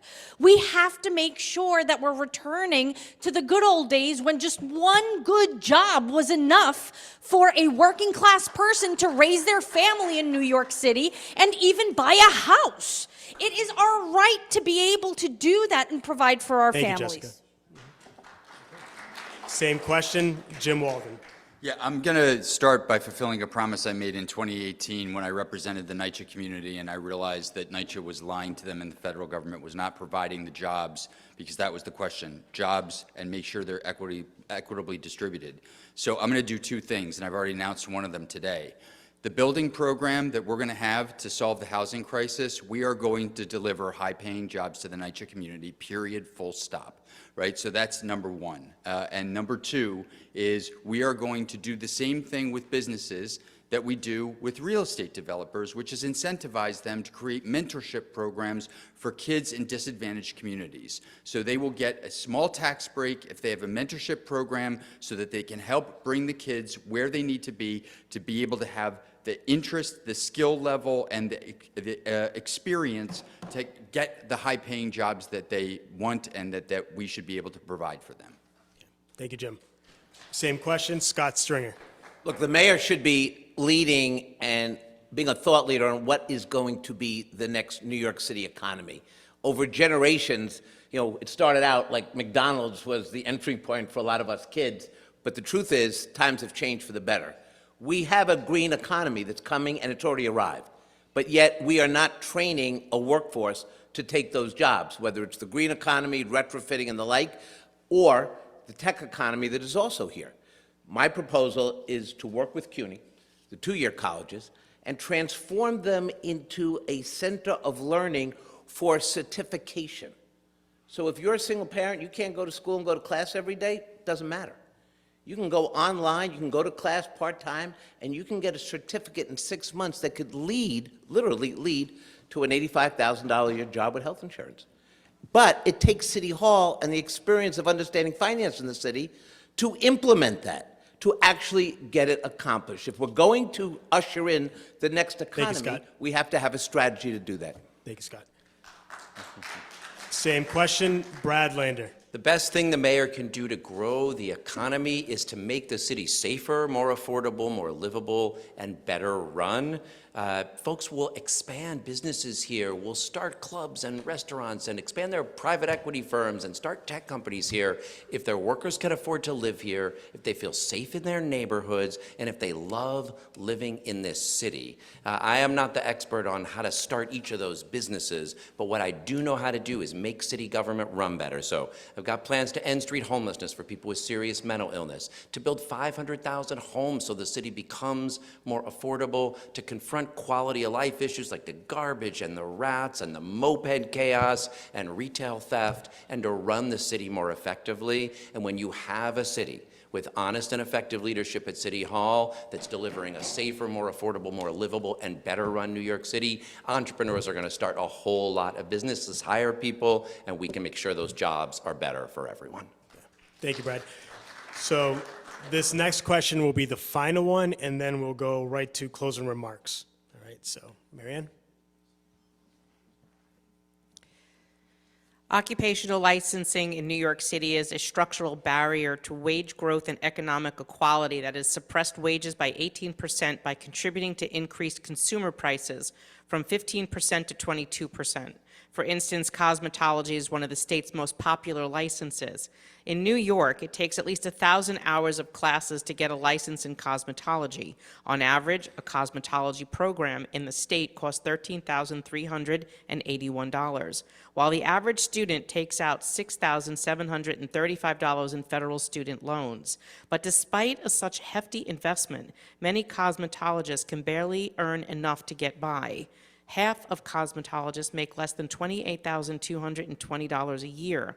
Similar costly and onerous licensing requirements are applicable for veterinary technicians, crane operators, electricians, plumbers, and several other jobs. Question: what specific measures will you implement to ensure that these and similar barriers affecting other professions are dismantled to promote broader economic equality throughout the city?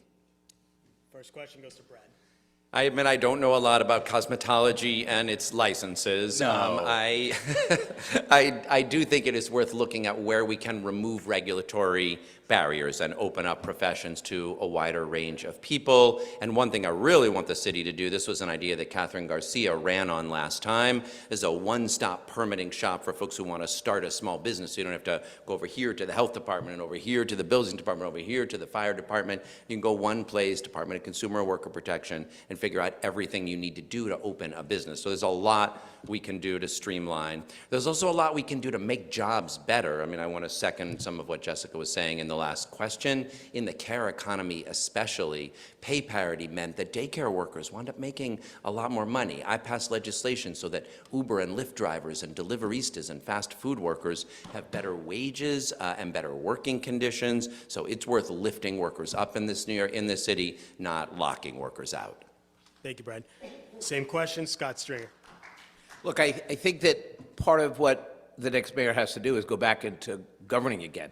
And we don't do that anymore. We don't look at our agencies, we don't measure the bureaucracy, and we operate our agencies in silos. So part of what I was able to do as controller was when I convened a meeting of small business owners and experts, we traveled the city for a good part of a year, listening to people and their different economies and figuring out ways to reduce the bureaucracy, issued reports on this. Of course, when you're controller, not mayor, you can critique and you can offer suggestions, but I believe that the next mayor has to reform the way government deals with people. For example, in the buildings department, we actually still have something called an expediter. Do you know what an expediter is? Yes. An expediter is somebody who speaks for you at this city agency. They get paid a lot of money to do very little because no one feels that they can bring their business to the buildings department, and we saw scandal after scandal. So I will try to be a reformer in government, not someone who's not just going to manage an agency, but reform some of these agencies and break down those bureaucracies, including licensing, fees, and fines. Thank you, Scott. Same question, Jim Walden. Yeah, so the question was about whether I dismantled the licensing and certification. The answer is I wouldn't. Because, well, listen, my mom ran a small daycare center, and she had to go through this whole process. And what I realized through that process is that the state was requiring this to protect kids. So there can be a system that's not one size fits all, right? So for cosmetologists, did I get that wrong? I may have. Sorry about that. That may be a place where we can say you need less and it should cost less, and we're going to help you, particularly if you're starting a small business, because I agree with Brad, it should be easier. But for crane operators, there's no way, I'm telling you right now, there is zero chance that I'm going to do anything but increase the requirements to make sure that the cranes are safe and they don't fall on people, so that's my answer. Same question, Jessica Ramos. The feminization of poverty is real. And as the only woman on this stage tonight, I have an obligation to point out that the biggest difference between becoming a plumber and an electrician, and I know this because I secure the funding for those apprenticeship programs, the biggest difference with cosmetology is the fact that you get paid to learn how to be a plumber. But to be a cosmetologist, you have to pay to actually learn that trade. That is not fair to women and the men who want to be cosmetologists. They're learning how to deal with tinctures and chemicals, which is really important and akin to being able to operate a crane and be a plumber and do all of that also important work. So what I want to do is actually get rid of all those institutions who are taking advantage of women, because a lot of these vocational schools are actually scams. And many women have turned out to have been taken advantage of, and the Jessica. city has to play a role regulating them. Thank you, Jessica. Same question, Curtis Lewa. Little side story here. My Aunt Mary was a beautician for 40 years. And on the weekends, a lot of her clients wanted to do hair color. She used to go to Sammy the Bull Gravano before he became a stone cold killer. I don't who support could that. actually mix the Clairol colors before they did it by computer. Back then, you didn't need the kind of licenses you need now to cut hair. So you get immigrants who come in from Uzbekistan, from Tashkent. They have to have all kinds of licenses, others. It's just so bureaucratic. There's so much red tape. It limits the ability of people to excel in the career that they want to, and especially if they want to start a small business of their own, which is the American dream. So knock off the regulations and the licensing. I do agree, though, the crane operators, obviously, we want fully licensed. But for a lot of the other workers, the blue-collar working-class workers who are trying to learn a trade and then go out and earn their money to take care of themselves Thank you, and their Curtis. family. Way too many licensing procedures and red tape. Thank you, Curtis. Same question, Michael Blake. Now, it's going to be ironic that the bald black man can actually talk about cosmetology, but I'm going to help you out right here, right? Occupational licensing, in particular here, is a major reason to your previous question why so many New Yorkers actually can't get jobs and pay their bills. Because you're effectively saying to so many communities where 1 out of 5 New Yorkers have jobs where you need an occupational license, that you're spending essentially 275 days to get trained on something, but then we're actually not helping you make more money back. I do believe we should actually reimburse someone once they get the license, and also put money towards reserves to help someone up front with those expenses. Because you're effectively telling someone in New York, I'm hoping that you will go through all this, but I know you can't afford to do this right now. You're effectively blocking a lot of people out from realizing that dream. And so if we're serious about helping more New Yorkers have a chance, then what we should be doing on the front end and the back end is giving them the chance to complete it, which also means helping with transportation costs and childcare expenses for those Thank you, families Michael. who are also trying to get the license as well. Thank you, Michael. Same question, Whitney Tilson. Yeah, I largely agree with what Michael Blake just said, and I don't consider myself an expert in this area, but generally speaking, agree that we need to reduce the occupational licensing barriers. Come on, clap for a short answer. That was a really short That's answer. great. Love it. All right, so we're moving on to closing remarks. Each candidate will have 45 seconds. Again, we'll go snake, and we'll go to Whitney Tilson. Sure. Can I get a few extra seconds from my last answer? So look, I entered this race as an outsider, as someone who'd never run for office before, because I love this city. I'm worried it's headed in the wrong direction. I think that we've made this city unaffordable, often self-inflicted, in particular by making it impossible to build new housing. We decriminalized almost all low-level crime starting about 5 years ago, and surprised we got a lot more of it. And I could go on, but one thing I can't do is blame Republicans for this. We are a one-party city and state, and I think we Democrats need to look in a mirror and own the fact that we have allowed City Hall to become corrupt and bloated and beholden to special interests. So if you are I thought we had 45 seconds to close, or? Oh, all right, sorry.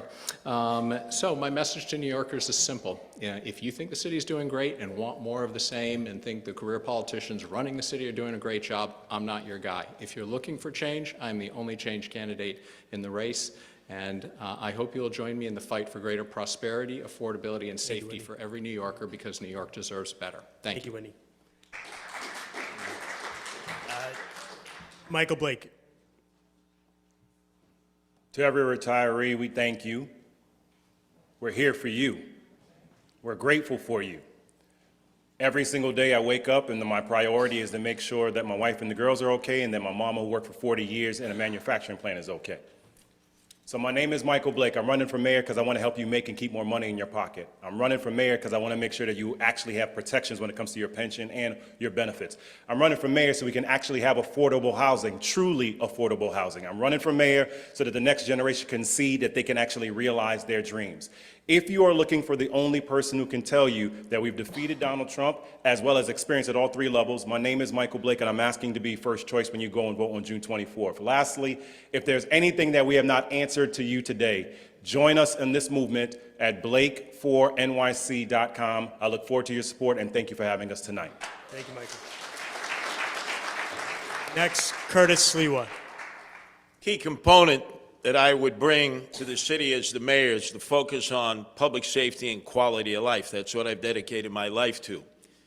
We have a problem that we're losing police officers by the hundreds, by the thousands. 45% of our police force is comprised of men and women who have only served less than 5 years. Our detective division has gone from 7,000 to 5,000. That means we'll not be able to solve crimes. We have to be able to recruit. The problem is qualified immunity. It was stripped from cops. Not the man who's not here tonight, Andrew Cuomo. As the state controller, Tom DiNapoli, indicated, we're paying $60 million for his sexual harassment suits, and the bill grows every day. But the only people that get sued personally are police officers. Well, if that's the case, then we should make sure the mayor doesn't have qualified immunity. Judges who send people away unfairly. District attorneys who bend the rules. Why not apply the same standard to everybody in City Hall? Not just the police that we need desperately to return safety in the streets. That's what I'll do as mayor. To be clear, the mayor has unqualified immunity. So, thank you. Next, Jessica Ramos. We need progress, not promises. All of us up here are, of course, going to cater to the issues that are at top of mind for you. I want you to look at everybody's record and see that I have been working to build one that really does tackle the affordability that is so desperately needed in New York City. There's a reason why so many of my bills get cited, so much of my work gets highlighted, and I believe that together we can make history in electing the first woman mayor of the city of New York. It is high time that we are able together to clean up New York City and to make sure that this city is for everyone without exception, and especially leading the charge in this nation to rebuild the middle class through union jobs. Thank you. Thank you, Jessica. Next, Jim Walden. Thanks. So when I started with my firm fighting for your health care, whatever it was, 2.5 years ago, I did it because that's what I do. I believed in your cause the way I believed in the case that I filed for every single public school kid.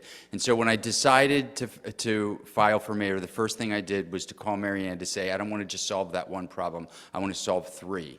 And she told me what the 3 serious problems were that you're having, and the first thing that I did as mayor was to put it in writing on my website so that you would know that I meant business when it came to protecting you, because what happened to you, what has been happening to you, is just wrong. And I'm going to continue that tradition as your mayor. Thank you.